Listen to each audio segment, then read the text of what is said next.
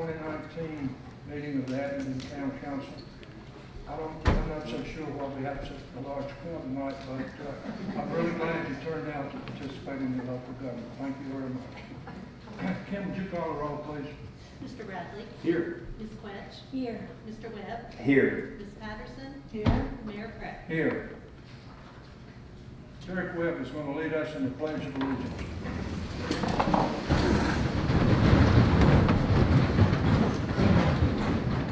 I pledge allegiance to the flag of the United States of America and to the republic for which it stands, one nation, under God, indivisible, with liberty and justice for all.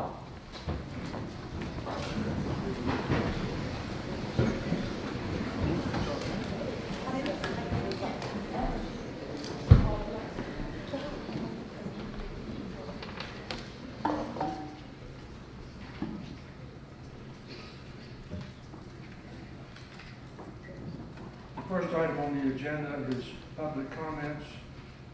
Would you please state your name and address and restrict your comments to 3 minutes. We'll probably have a lot of speakers tonight, so pay attention to these lights up here. And when the red light comes on, please help me out so I don't have to interrupt you and back it up as soon as that red light comes on. Thank you very much. At this time, we will be calling 3 individuals. If 3 will come to the right side of the stage, 3 individuals on the left side, and we will take turns, okay? This time, at time of Sherry Taylor, Paul Delaney, Paul Delaney, I'm so sorry, and Rob Hillman on this side, please. Joyce Wise Dodd, Richard McBeth, and Roman Levin from this side. You will be given 3 minutes.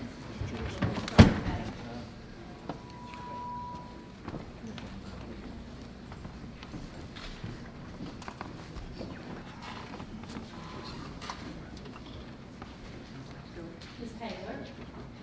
My name is Sherry Taylor. I live in Abingdon, 724 Mosby Street, Abingdon, Virginia. You want me to start off? I agree the house needs to come on into Abingdon. We need the revenue.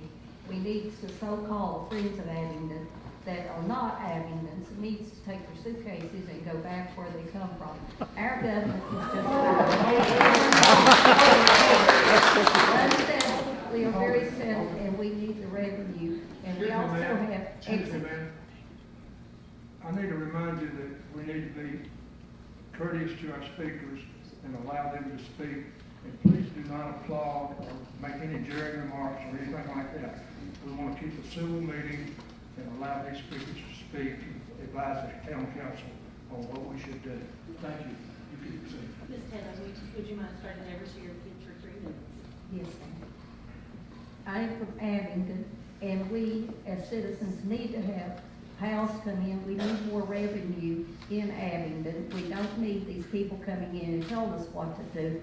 They need to take their suitcases and go back where they come from, because we know how to run our government. Our government is just fine. The county and the town knows how to run it. We need to stand firm on that. The council needs to get a backbone and keep this house coming in. Also, exit 14 needs something down there other than car dealerships. And now 19 is definitely a good place to start some more businesses. We need revenue, and we need to be able to understand and hold on to our own identity, not these so-called friends. They're not our friends, they're our enemies, and we can do better. Thank you, ma'am.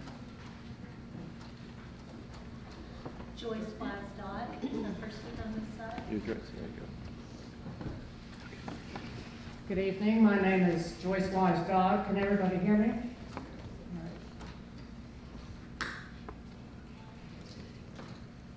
My issue is the Virginia Highlands Small Business Incubator. I am seeking appointment as Executive Director of the Virginia Highlands Small Business Incubator upon expiration of a contract or arrangement the current Executive Director has with the Town of Abingdon, Washington County, and/or Virginia State Government. My application is on file with the town. The following questions are asked in good faith in an effort to find information that is written fact. Number 1, is there a contracted beginning and ending date for the current executive director of the incubator? Number 2, since the incubator is set up as a nonprofit, who is allowed to examine the funding and pay structures? Number 3, why are established politicians running for public office allowed to maintain space there? How does their presence at the incubator serve the tax-paying public? Number 4, why are all the questions I have been asked been rerouted to Mark Graham? He is listed as president of the board of directors. How is that board appointed, and who decides who will be president of that board? To whom and to what entity or entities does Mr. Graham report? Number 5, how specifically is funding acquired and routed through the incubator? Number 6, who sets the salary of the executive director of the incubator? Is there a paid assistant to the executive director? Number 7, have questions been asked and answered regarding a relative of the executive director occupying space in the incubator? If so, who asked the question? If the question was asked, who answered it, and what was the answer? Number 8, assuming there is a contract arrangement for successful applicants to enjoy the opportunities of incubating a new business that could certainly serve the town and county well, for what amount of time is that contract agreement written? Number 9, the incubator calendar lists 2 activities for June.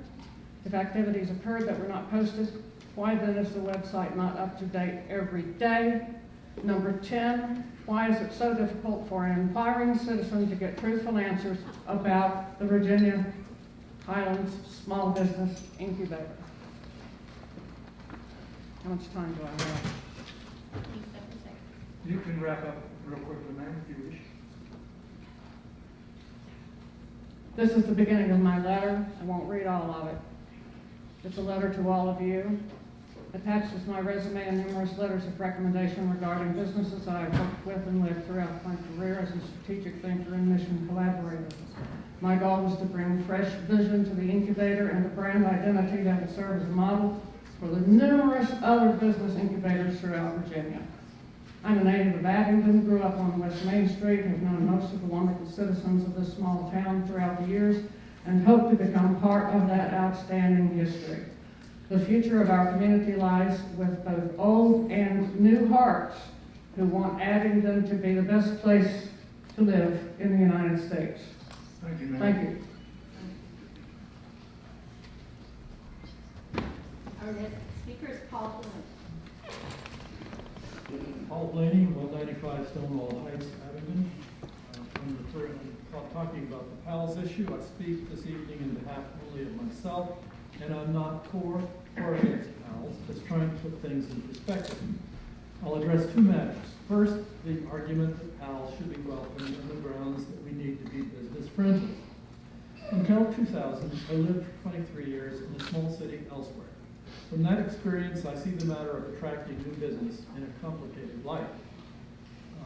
That particular city has extremely tight zoning and design regulations, which it enforces aggressively.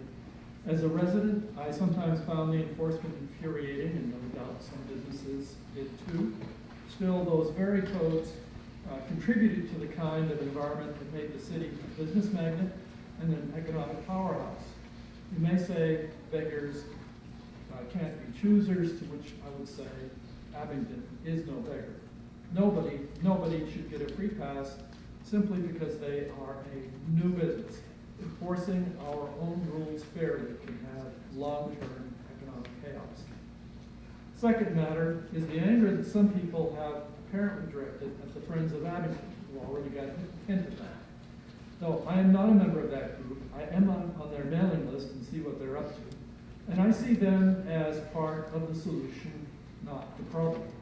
So what is our town's most fundamental problem? Well, it may shock some of you to hear that whether or not we have a PALS is not the most serious problem in Abingdon.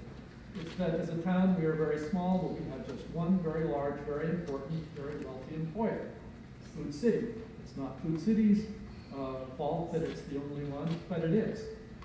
Agreed, Food City's presence in our town is a blessing, but it's a mixed blessing, and it always will be, given Food City's willingness to throw its weight around.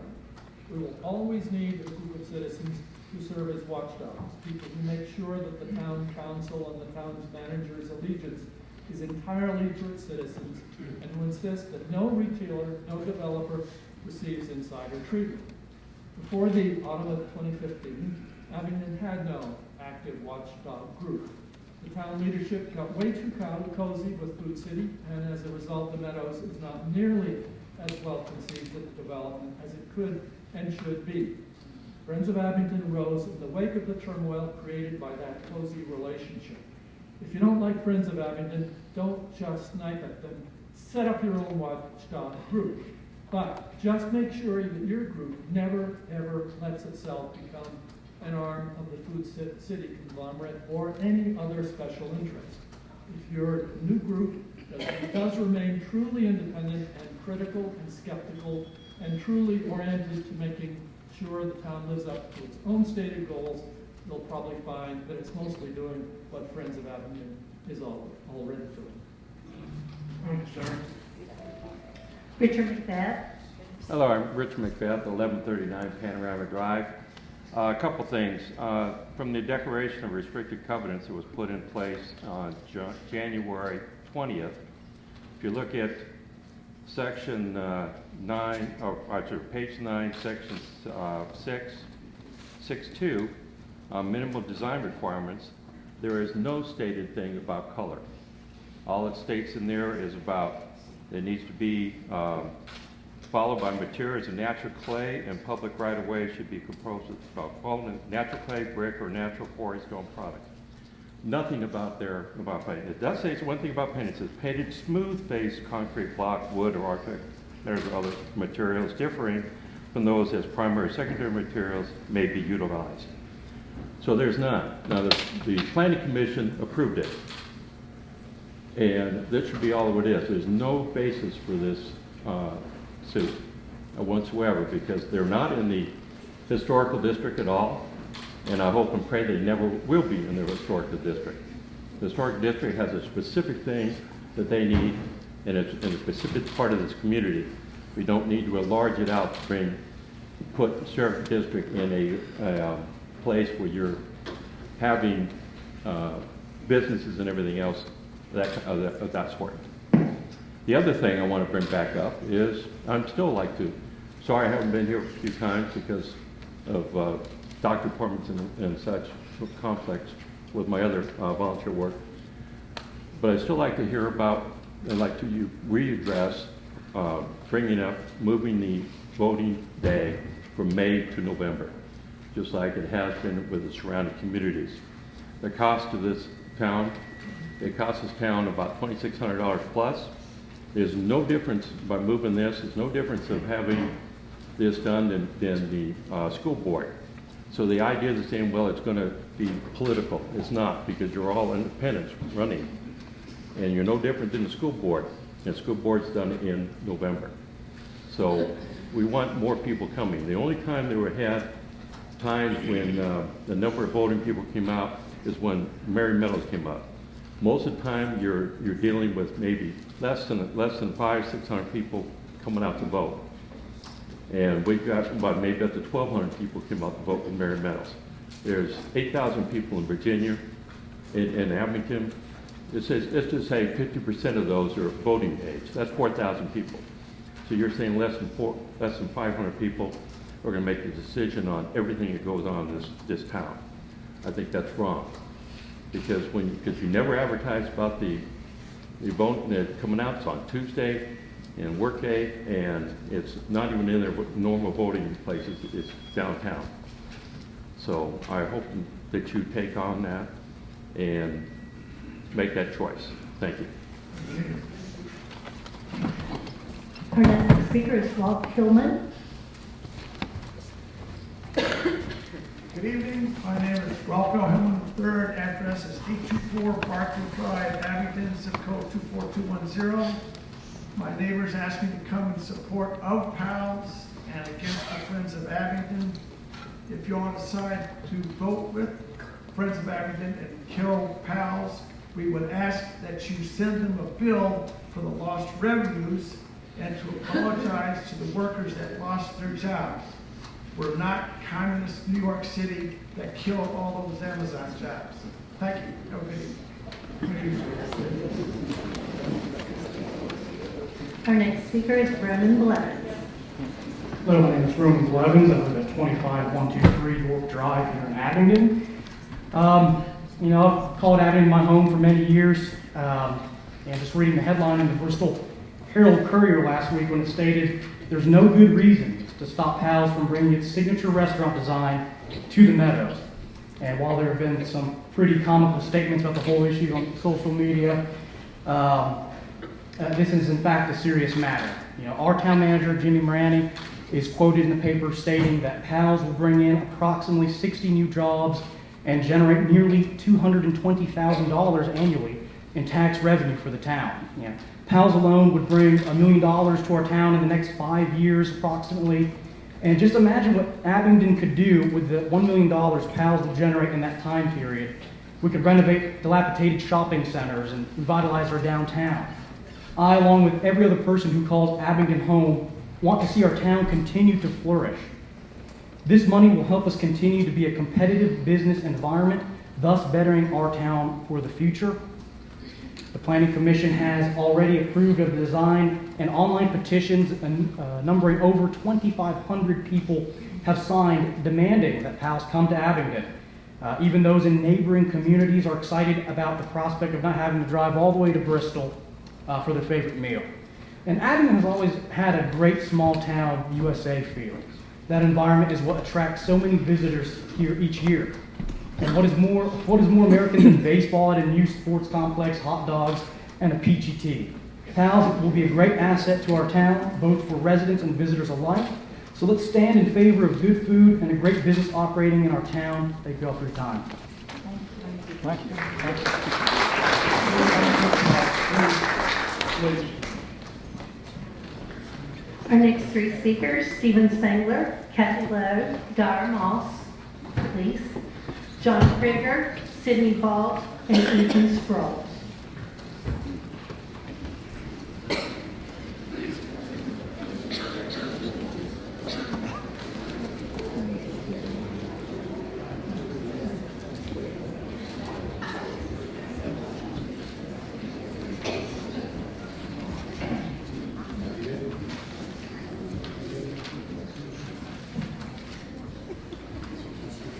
Mr. Spangler.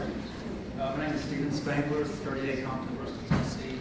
I'm Vice President of Real Estate at Good Stores and President of Marathon Realty, which is the master developer of the Meadows project. And I'm here to speak on the declaration of restricted covenants and reciprocal access easement agreement between Marathon Realty and the Town of Abingdon, which was signed and recorded in January 2017.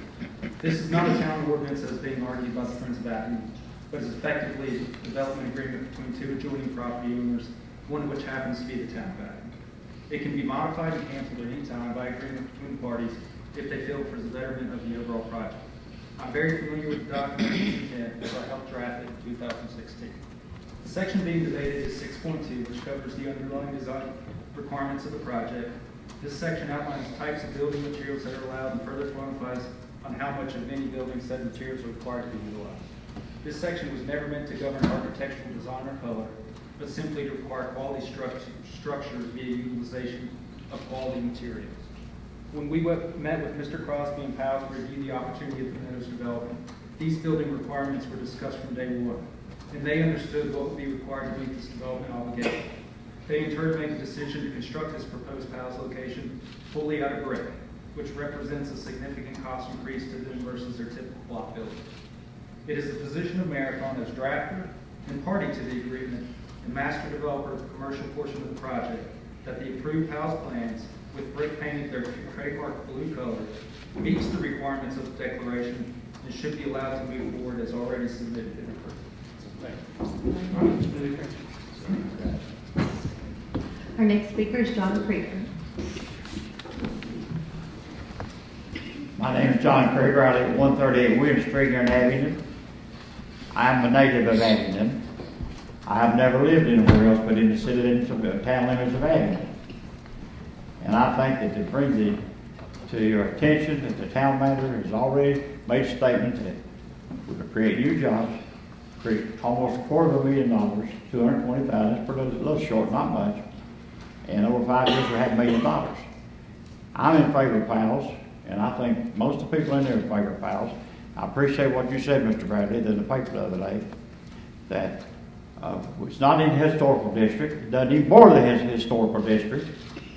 And while I'm on the subject, the Meadows was built, don't know when, but it burned in 1929. The stairwell was all was left. Y'all know that? I know that. And the thing about it I'm trying to tell you is this: if that thing's historical, so am I.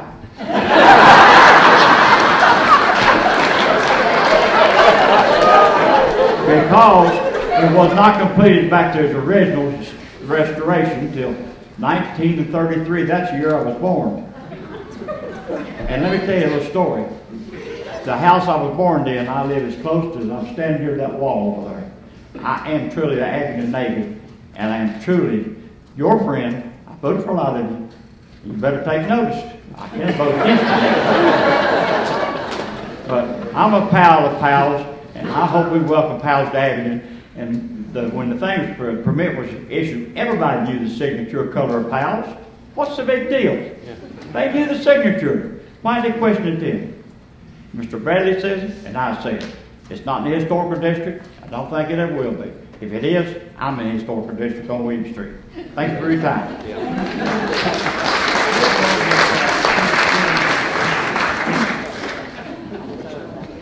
Our next speaker is Kathy Lowe. My name is Kathy Lowe. I live at 525 Whites Mill Road in Abingdon, Virginia. Good evening, Mayor President and Honorable Council. I'm here tonight to speak in support of the Planning Commission's decision to approve House Certificate of Appropriateness.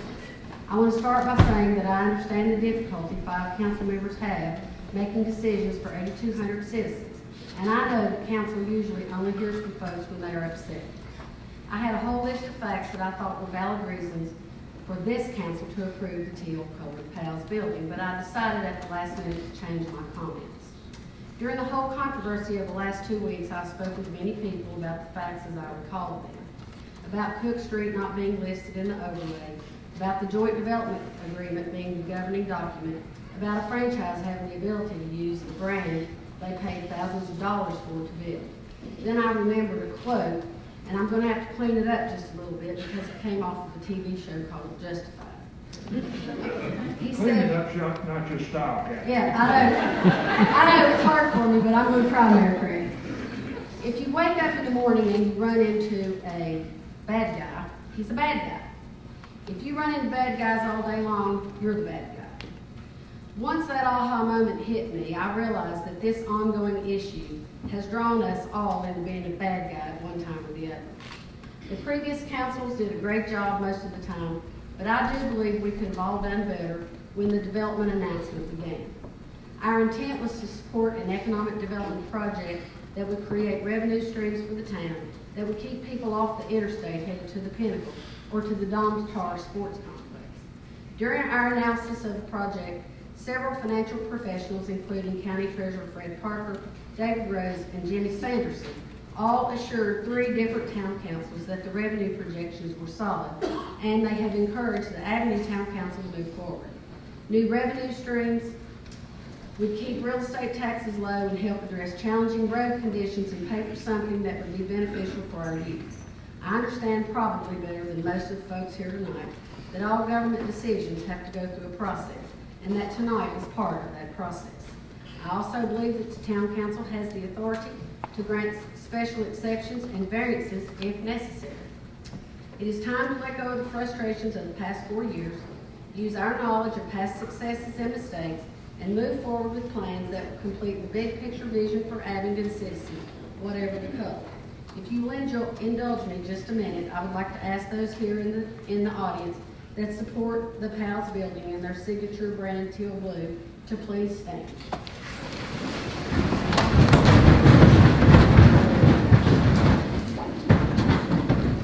Thank you for your time, and I hope that the show of support here tonight will help you bring clarity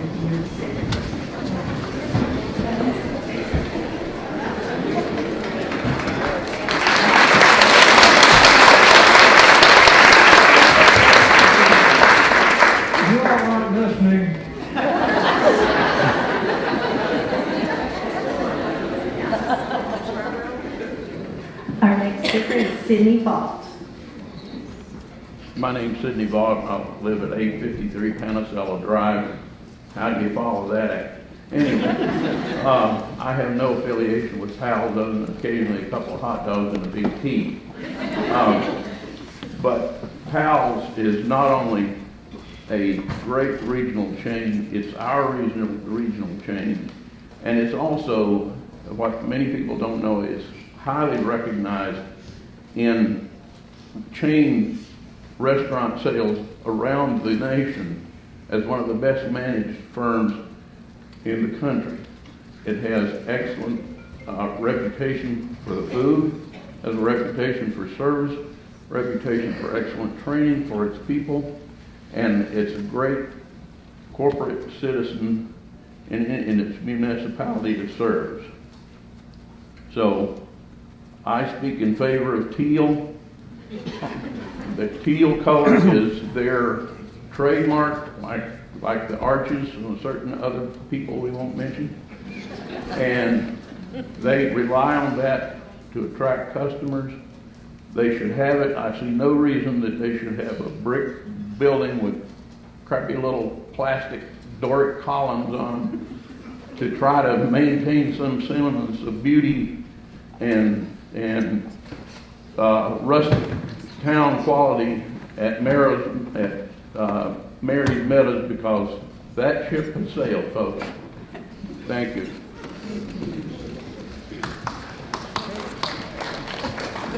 Our next speaker is Dyer Moss.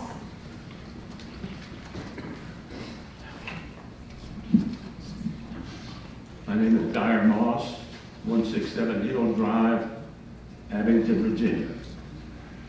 On the 21st of June, if you recycled, you received this note from Tri-Cities Waste Management. And it said the 28th, 3 days ago, was the last day that Washington County would be doing any recycling. In my mind, it's a pretty simple binary issue.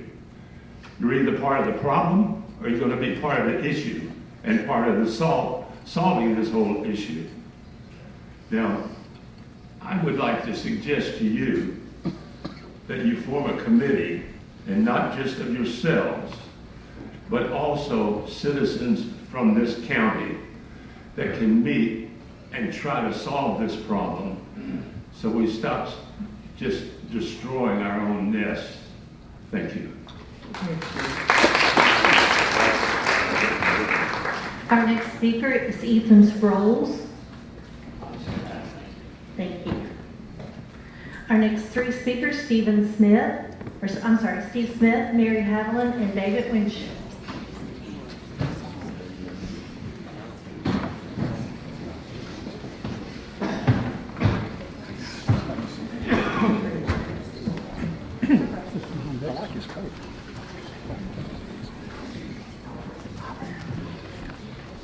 Mr. Smith. Well, good evening, Mayor Craig, members of the council. It's great to be here. As many as you know, the Meadows project was begun more than 4 years ago.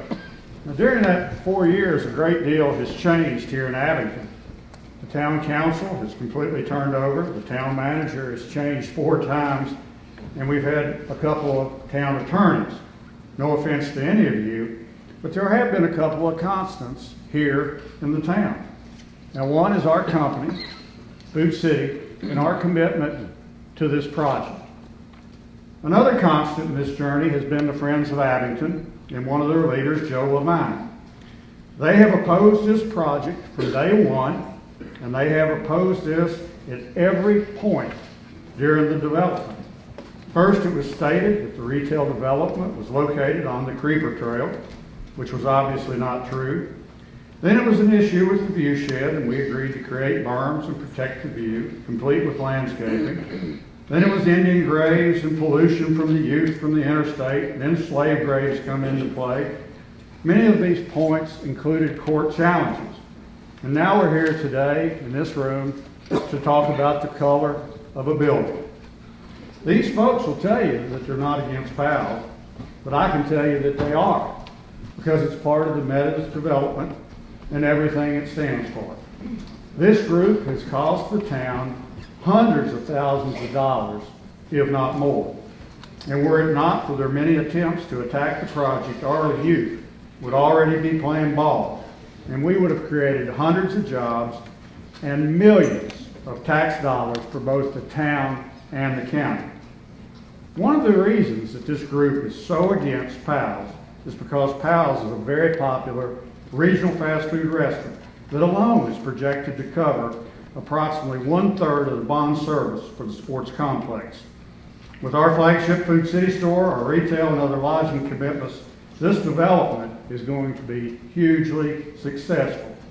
And that's the last thing that Joe and his friends want. I think one of Mr. Levine's favorite publications, the Bristol Herald Courier, summed it up perfectly last week to the Friends of Abingdon. Your actions are petty obstructionism, and enough is enough. Thank you.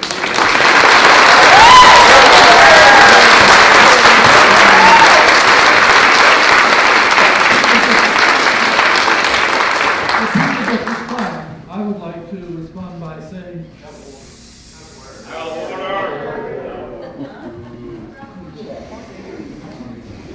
our next speaker is Mary Haviland. Good evening, my name is Mary Haviland, 25449 Lee Highway, Abingdon 24211. I live in the county, although I do pay property tax in the town of Abingdon. I hold a PhD in architectural history, and I feel somewhat qualified to comment on PALS architecture. I think it is entirely cool. I think everyone loves it. It attracts people even if they've never had Frenchy fries. And I do have a slightly different slant on it that might have avoided all of this issue. And I would like to direct my comments not only to the town council, but to Mr. Crosby, the CEO of PALS. Mr. Crosby, please reconsider your plans and move to exit 19 for the following 3 reasons. Number 1, there's 10 times the volume of traffic at exit 19 than there will be at the Meadows. 10 cars per minute, not counting the I-81 traffic. Number 2, and I know you don't like to hear this, Mr. Crosby, you would not be paying town tax. Number 3, there are currently 4 sites for sale between the Highway 58 turn toward Damascus and the I-81 interchange, one of which is immediately beside the interstate entrance ramps. So, Mr. Crosby, it is not too late. Please reconsider. Thank you.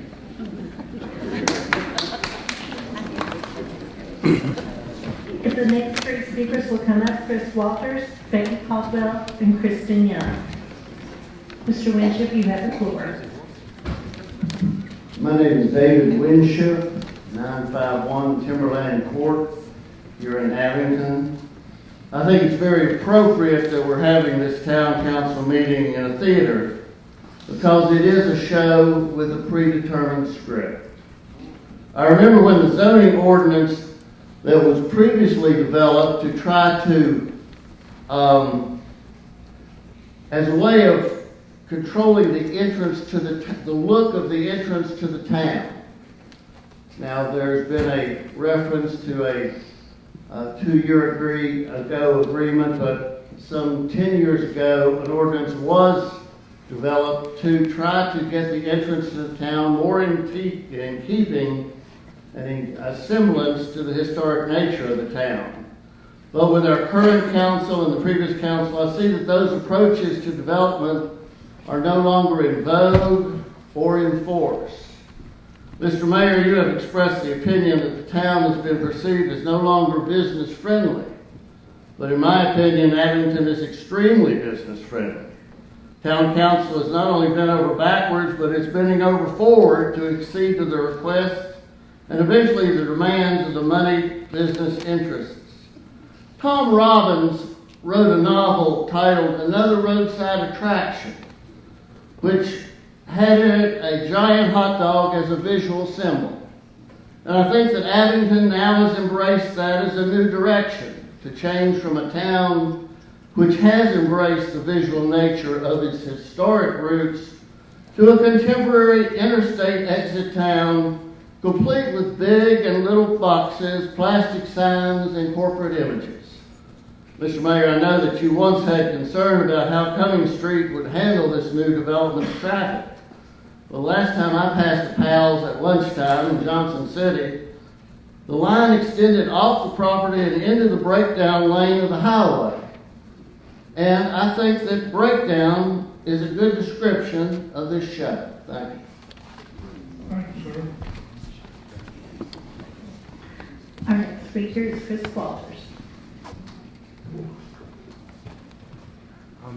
Mr. Mayor, members of the council, thank you for your time. My name is Chris Walters. I live at 19217 Good Hope Road. Pay taxes here willingly in the historic district at the building next door at 143 West Main. My daughter and I started this Facebook group because we frankly had enough. We've just been taking this issue for, as many speakers have said, for over 4 years. And it's enough. We need the project to succeed. Revenue in this part of the country is difficult to come by. The town will face many demographic challenges and economic challenges as our aging population moves on. And we cannot afford to lose chances of revenue of this size or scope, or any jobs for that matter.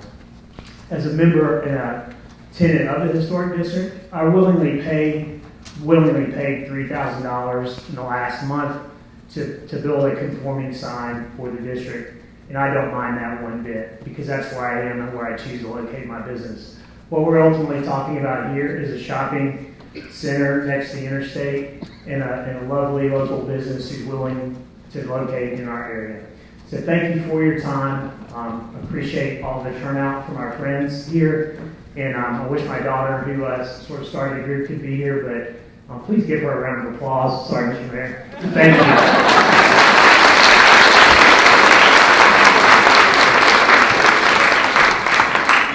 Our next speaker is Becky Caldwell. Hi there, my name is Becky Caldwell. I'm at 413 Bradley Street here in Abingdon. I'm here as a citizen of Abingdon, although many of you may know me as the director of the Virginia Highlands Festival. I'm not from Abingdon, and I have celiac, so I can't even eat Pal's food. Sorry. But my dog in this hunt is about what kind of community we want to live in and economic development. Abingdon has welcomed me and supported my work with the festival, and for that I am grateful. I want to live in a community of both high-end restaurants, which we have, and affordable fast food. A place of art, culture, and sports bars. I mean, we live in Abingdon, not Snobbingdon. I think we should make a community, thank you, I'll be here all week. We need to make a community for all of us. And along those lines, if I could just get a show of hands, the town council had a hugely difficult budget decision to make this year in terms of what non-departmental organizations to fund. If any of you have a volunteer, have a job at a nonprofit that that got their funding cut, or if you benefit from any organizations that have had their funding cut, would you mind to raise your hands? All right, well, there are fewer of us than I thought, but 6. All right, I'll take those 6 as wins in my column. PALS, the meals tax revenue alone could refund all of us. I think that's something that we need to consider, and I just don't even understand why there's a debate going on. Thanks. Our last speaker is Kristen Young.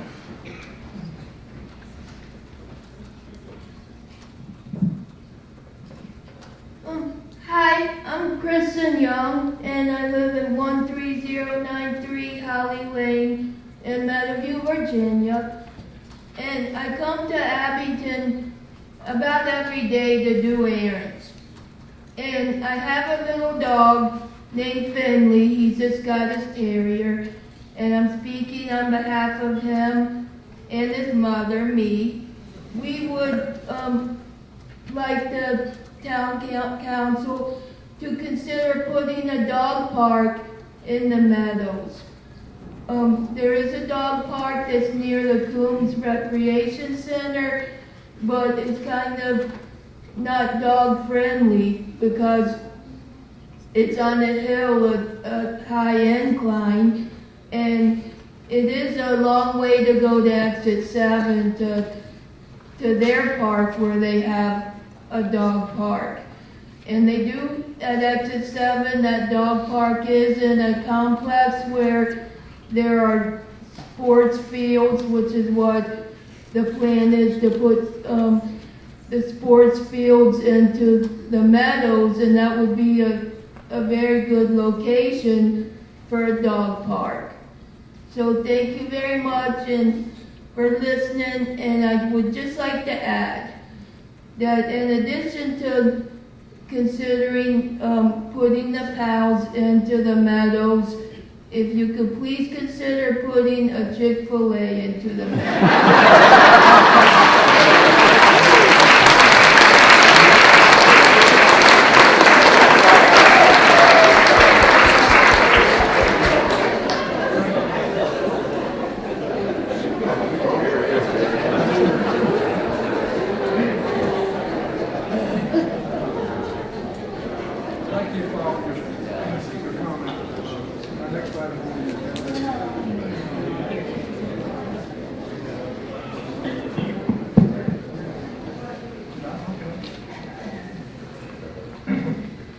The next item on our agenda is approval of the minutes, June 3rd, 2019, regular meeting.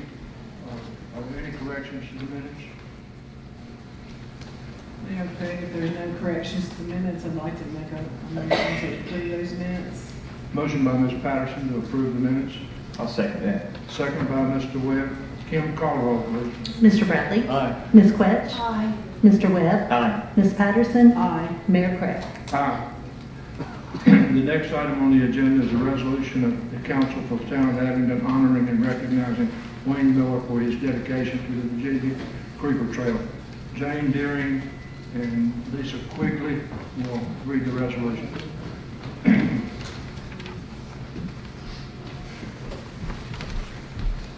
Good evening. It's nice of everybody to turn out for Wayne's retirement. A resolution of the Council for the Town of Abingdon, Virginia, to recognize and commemorate Wayne Miller for serving as president of the Virginia Creeper Trail Club/Conservancy for 10 years. Whereas Wayne Miller retired to Abingdon in 2006, and for Christmas that same year, his daughter presented him with a membership to the Virginia Creeper Trail Club. By the following year, Wayne became very involved, sharing his passion for trails and with others. Whereas, in 2009, Wayne was elected president of the Virginia Creeper Trail Club, a volunteer organization dedicated to the maintenance and preservation of a 34-mile creeper trail corridor in southwest Virginia. And whereas Wayne led by example, every day worked tirelessly, not only as president of the club, but as a volunteer on the Creeper Trail.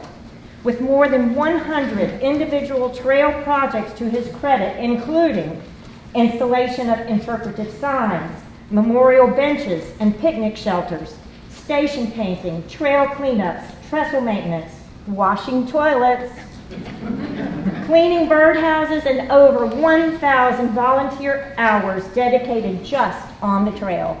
And whereas Wayne's example of volunteerism inspired hundreds of club members, exponentially increasing the impact that the community of trail users has on the continued success of the Creeper Trail.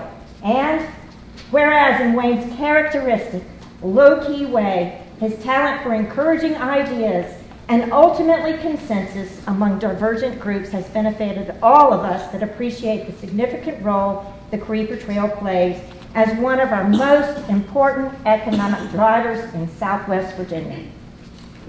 Leading a nonprofit is a challenging task that requires more than just acumen, but diplomacy as well. Tasked frequently with balancing not only the needs and concerns of the club membership, and the general public, but also property owners, federal agencies, and town governments.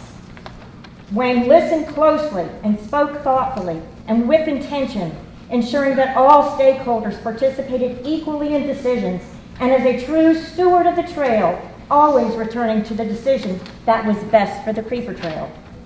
And whereas in 2009 and 2010, Wayne garnered support and successfully spearheaded funding through a grant from the Virginia Department of Conservation and Recreation for about $75,000 to resurface several miles of the Creeper Trail.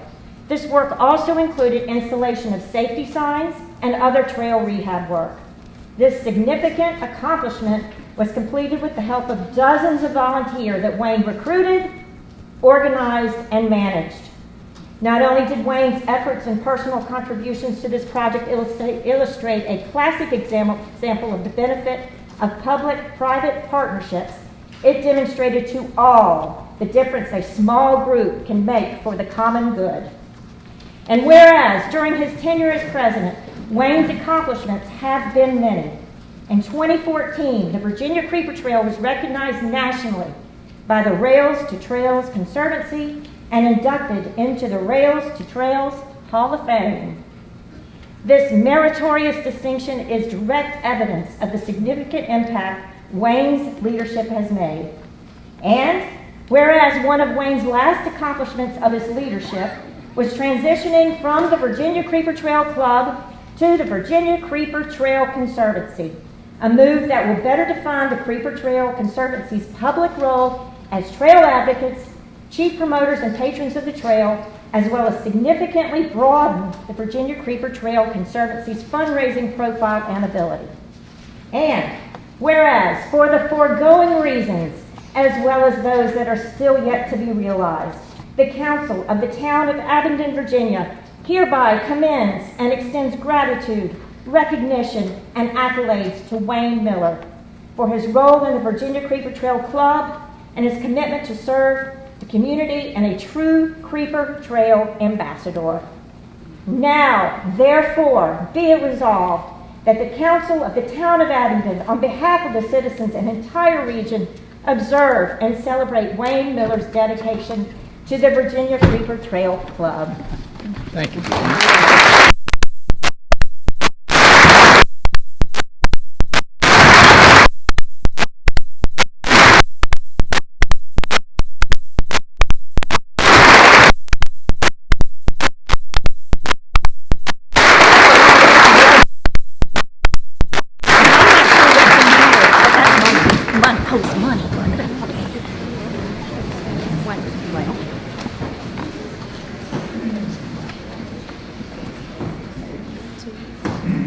Council, what's your pleasure on the resolution?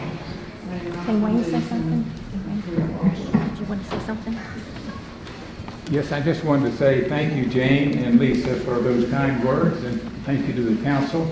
The Town of Abingdon has been a key team player in everything that goes on the trail, and the club has worked very closely with the town, and you've been very supportive, especially Jane and the tourism staff and Kevin Worley and the Parks and Recreation staff.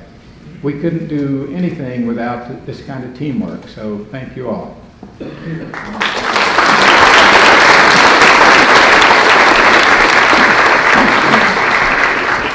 motion's been made by Ms. Patterson to approve the resolution. Is there a second? Second. Second by Mr. Bradley. Any discussion?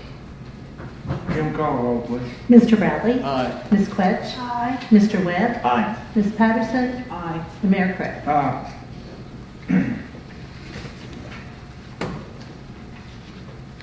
The next item on the agenda is consideration of appeal of the Certificate of Appropriateness approved by the Planning Commission on May 20th, 2019 for Thom Crosby, CroBar LLC regarding Powell Sudden Service Facility filed on behalf of Friends of Abingdon Incorporated. Campbell, would you speak to this, please? Yes, sir. Thank you, Mr. Mayor. As background, the Planning Commission granted a Certificate of Appropriateness to CroBar LLC on May 20th, 2019. On June 19th, 2019, the last day to file an appeal, Friends of Abingdon Incorporated filed an appeal of that decision. Under Abingdon Zoning Ordinance Section 18-9-9, appeals may be taken from any action or decision of the zoning administrator and the planning commission granting or refusing to grant a certificate of appropriateness pursuant to the provisions of this article. Appeals shall be taken to town council within 30 days of the action taken by planning commission. As a procedural matter, town council, as we've discussed before, sits as an appellate body on this appeal. The party challenging the decision has the burden of proving that the decision of the planning commission was clearly unreasonable, arbitrary, or capricious, and that it bears no reasonable or substantial relation to the public health, safety, morals, or general welfare. As we've discussed before, council is not making this decision by itself, as we would say legally de novo, but only reviewing the decision of the planning commission for whether it was arbitrary or capricious. You want to open it up for comments now?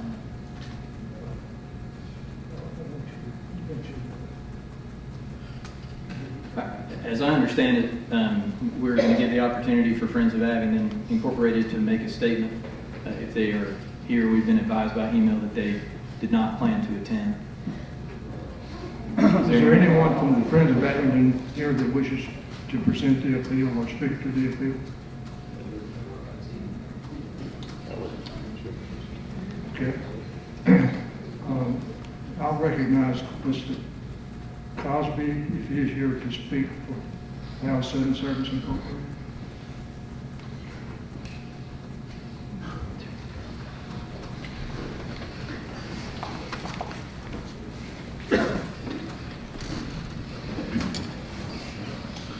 Thank you, and for listening to everybody's voice and giving me this opportunity to speak. I mean, we've been overwhelmed with the amount of support that everybody's showing us here. Abingdon is a place that we want to be, but we have to do things that make business sense. We did do one PALS that's not a field color. That's the exception that's proven our stance that we can't ever do that again. We have a real accurate sales model. It came in as a real strong performing store. The sales still aren't 34 months later where the model projected us at. 34 months later, every week we take multiple complaints on the color of the building. It's not a real PALS. It doesn't look like a real PALS. The kids don't like it. I don't like it. And so we have to do what makes business sense for us. We've looked at all 3 Abingdon exits. 14, there's no convenient land to make sense. There is property out on 58 where Tim Carter and some other people are developing some land, but it's out of the feeding zone. The model projects for low sales. We've looked at 19. 19 actually makes financial sense in sales that would match 17, but the property prices for lots of loan are unreasonably high, so in our business model, it's not an option. So the one and sole option that we have is exit 17, and we want to do it in a way that produces business success for us. It has to make sense. And our color, our design, to make sure that it says PALS, that it attracts the customers, and that we keep our customer base happy, is what we need to do and what we're asking that the certificate of appropriateness be allowed to stand as is. We had a long discussion, almost 30-minute discussion the night of that appeal. I explained this position to them at that time. Felt like we did everything that we could to be aligned and appropriate with how we approached it, how we presented everything, giving everybody the opportunity for their voice to be heard and our voice to be heard in our stance. And so in the 4-1 decision was given the certificate of appropriateness.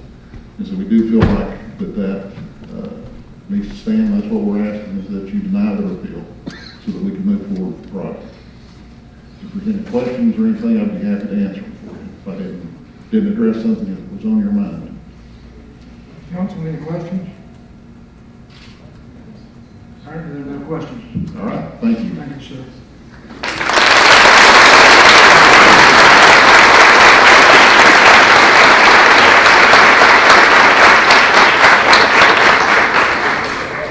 Is there anyone from the Planning Commission present to speak? Does anyone from the Planning Commission wish to speak? You wish to speak, Mr. Anderson? Okay. He doesn't wish to speak. First time I've ever heard him not speak. So I believe it's proper now for council to deliberate. I'll give council some additional information to consider. An idea behind an appeal is that a party, as I mentioned before, under the zoning ordinance, a right is given to the party applying for the certificate of appropriateness, or also gives an appeal right to, quote, a party aggrieved. Friends of Abingdon Incorporated do not appear in person today, apparently, to provide any basis for its standing to raise this appeal. The appeal documents do not supply any basis for how the FOA was aggrieved by this decision in my review. Public comments attributed to FOA state that FOA's basis for appeal is fundamentally to ensure that the town's rules are followed. In the zoning context, courts have analyzed this issue before and have addressed this type of appeal and found that this basis does not apply for standing. The petitioner must show that he has an immediate, pecuniary, and substantial interest in the litigation and not a remote or indirect interest.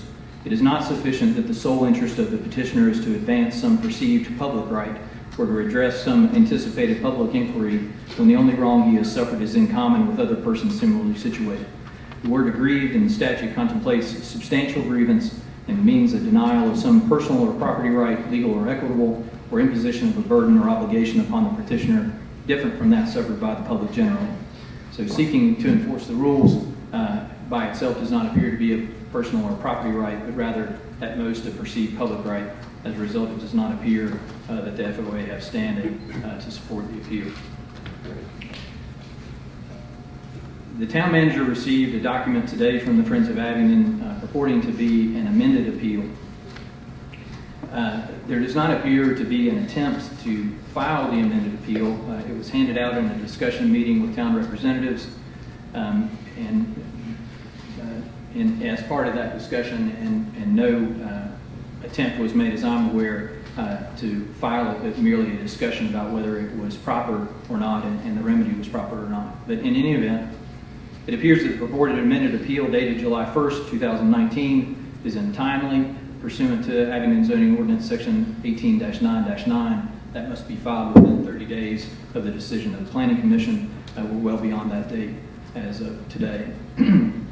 Further, the stated remedy of the purported amended appeal asks for relief which appears to be beyond the denial of the Planning Commission's decision and relief that is not included in Section 18-9-9. Thus, the remedy sought by this purported amended appeal doesn't appear to be a proper exercise of town council authority sitting as an appellate body for the council's consideration. I'd also note, and council can state this themselves, but council has reviewed the opinion, the decision of the Planning Commission, the packet that was presented at the Planning Commission meeting, the video of the meeting itself, and other materials. And individual council members may want to expound on that, but I want that to be in the record that those materials were also considered. Thank you, Mr. Mayor. Okay, council, what's your pleasure on the matter? Mr. Mayor, I'd like to point out that the Planning Commission did deliberate on this for quite a while, and that we realized at the time that the town zoning ordinance in this regard is improperly constituted. There were no guidelines from which for us to make a reasonable decision other than to approve Powell's application. And at the same meeting, we already began the revisions that are underway now to affect future developments in this nature. And as I said, that's underway now. Thank you, Mr. Bradley. Council, what's your pleasure on the matter? I'd make a motion to move that the town council finds that the Friends of Abingdon lack standing to make this appeal because the Friends of Abingdon is not a party aggrieved by the May 20th, 2019 Planning Commission approval of the Certificate of Appropriateness. But notwithstanding the Friends of Abingdon's lack of standing and without waiving that basis, that the town council affirm the May 20th, 2019 Planning Commission approval of the Certificate of Appropriateness on the basis that the Planning Commission approval was not arbitrary or capricious, but was made after a substantive discussion of the Historic District's Entrance Corridor Overlay District Ordinance, otherwise known as the Overlay District, a September 11th, 2015 special use permit which refers to the Overlay District Ordinance, and declaration of restrictive covenants and reciprocal access easement agreement, also known as the restrictive covenants.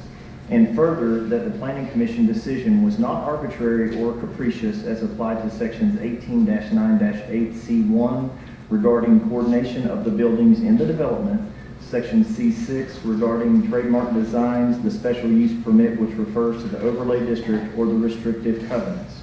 And the Town Council denied the purported amended appeal dated July 1st, 2019 as untimely pursuant to Abingdon zoning ordinance section 18-9-9 that must be filed with the town manager within 30 days of the decision of the Planning Commission, and also that the remedy sought by this purported amended appeal is not a proper exercise of Town Council authority sitting as an appellate body. Motion by Mr. Webb, I'll second that. second by Ms. Quench. Council, is there any discussion on this matter?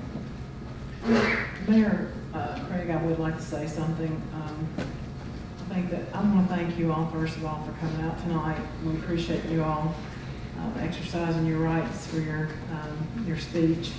But I do want to let you know that there was some issues back in the past with some businesses that I thought was not friendly and not fair. And I don't know how much that I can go into this, but I'm sure that whatever we can share with you. But that being said, we've already recommended as a town council to the Planning Commission that some of these ordinances be changed so that it is fair for all businesses to participate in building their buildings in the same way that they need to participate. So that will be fair to every business that comes into Abingdon, Virginia. And I am for that, and I think you all would want it to be fair as well, fair for everybody. Thank you, Mr. Vice Mayor Patterson. Anyone else wish to speak? I want to speak in favor of Derek's motion, probably not because of a lot of reasons you brought up, but our role is not to mess with the Planning Commission's business. Our role is to exercise oversight. I viewed the action by the town council, by the town planning commission, and I found that they discussed this matter very thoroughly. They deliberated.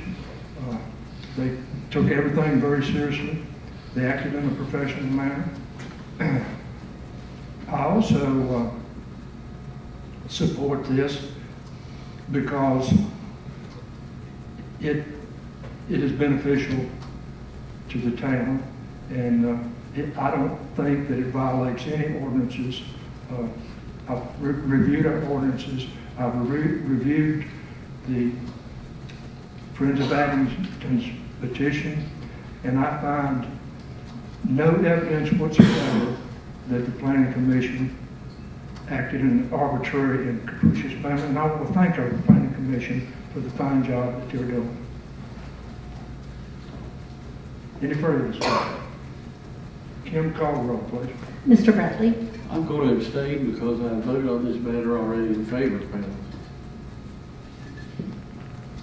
Ms. Quetch? Aye. Mr. Webb? Aye. Ms. Patterson? Aye. And Mayor Craig? Aye.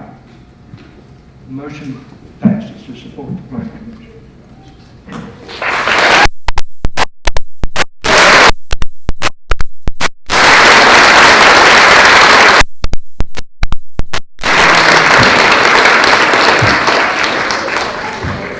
The next item on the agenda is considerations of bids, which we have none.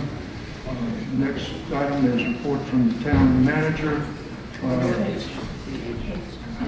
What? Oh, I'm sorry. I get mixed up all the time. I missed an item on the agenda. We have a public hearing regarding an application for special use permit pursuant to section 17-3 of the Town of Abingdon zoning ordinance.